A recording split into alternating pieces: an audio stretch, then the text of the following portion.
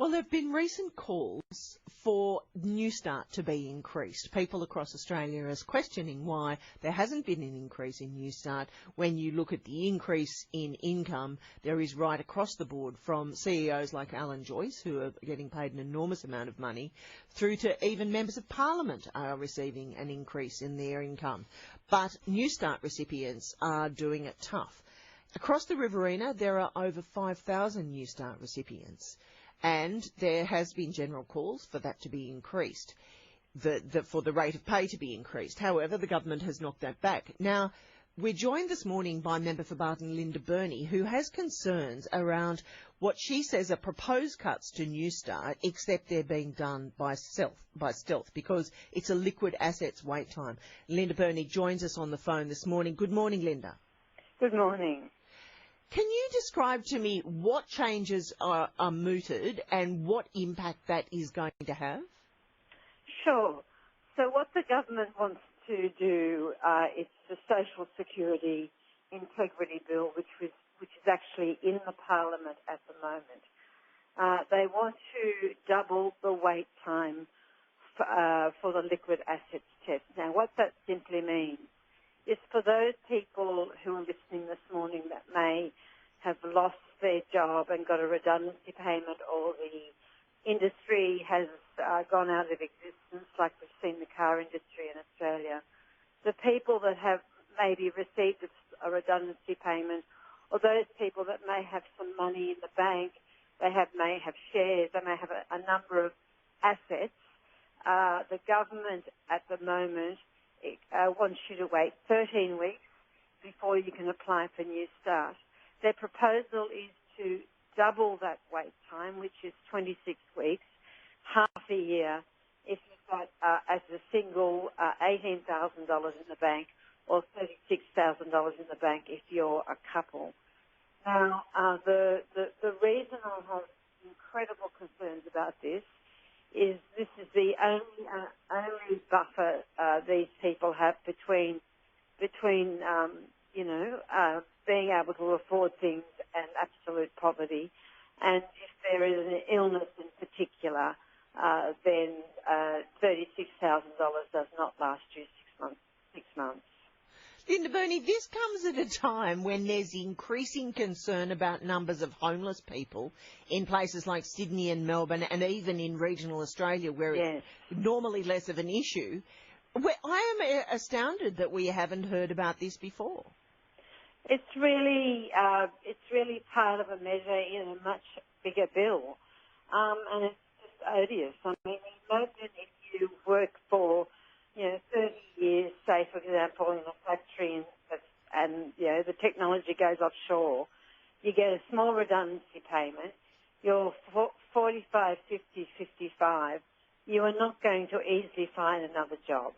And this small amount of money is all you have between, now and oblivion, really. And these are people generally that have worked their entire lives, they've paid their taxes, and they deserve respect. Has the government given a rationale for wanting to do this? Why? What's the reasoning behind this? Well, there is only one reason, and that is that they want to save money. And this is off the backs of people that have, as I said, worked their entire lives. And there is absolutely no rationale, apart from that, for making the wait time from 13 weeks, which is what it is now, to 26 weeks. It is simply a money-saving measure. That's all it is. There's no rationale for it. Do you think that the average Australian has a clear view of who it is who is relying on Newstart payments? There, in some sections of the media, people who are on unemployment benefits are reviled as dole bludgers and the like. Yes. Do you think, though, that most Australians who possibly haven't had the experience of having to rely on those payments, that they know who those people are who rely on them? No, I think there is a misconception carefully moulded by the government, and that is that, the best form of welfare, as they say, is a job. Well, people who are on Newstart want a job. that many people either find it very difficult to find a job, there aren't enough jobs, the economy is slowing down and households are really feeling it, or people are very underemployed. And what's really interesting, I'm so pleased you've asked that question, is that the actual statistics of people on Newstart are people who are in the older age bracket, 45-year-olds, 55-year-olds that suddenly find themselves out of work, make up over half the number of people on Newstart. It is not teenagers who, as the papers would often have it, who don't want to find a job. That is just not the profile of people on Newstart. And in fact, when we look at the profile of people on Newstart, it would appear that older middle-aged women who, are possibly working in, they're returning to the workforce having had children, that they are quite highly represented in this group, aren't they? And they don't have that same skill level that men who might have worked all the way through their career might have. Older women are in a particular concern because of the points that you've just made.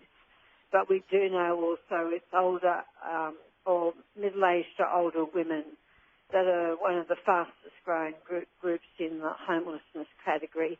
And these are women that have been nurses, that have worked in offices and worked their entire lives, that suddenly have a marriage breakdown or some dreadful personal dilemma and remarkably find themselves with the prospect of living on friends' lounges and in cars. What can be done? I mean, do you think this measure will make its way through Parliament? Will it get through? I'm really hoping that it doesn't get through because it is just so unfair. And it just concerns me enormously that the government is going about demonising people who receive a social security payment.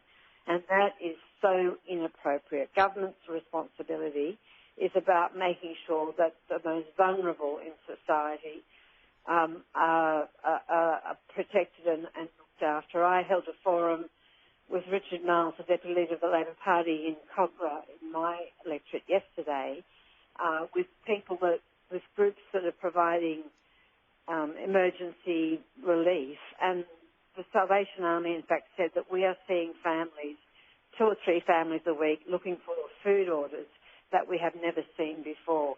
And that says to me that the economy is not responding well.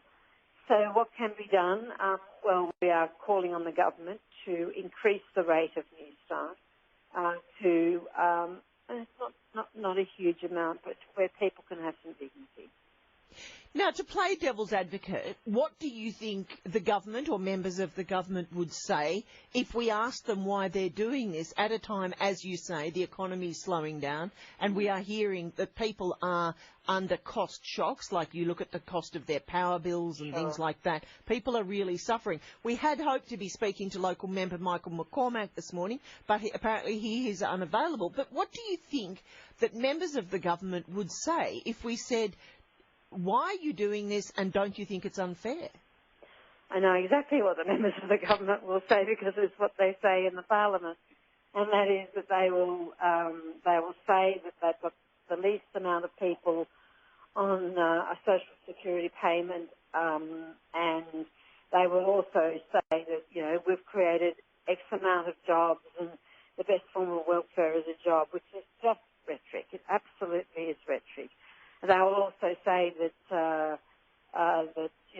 people who are on Newstart should pull their socks up and get on with it. And they just don't realise that there are many older people suddenly finding themselves for the first time in their lives on a social security payment that is not adequate.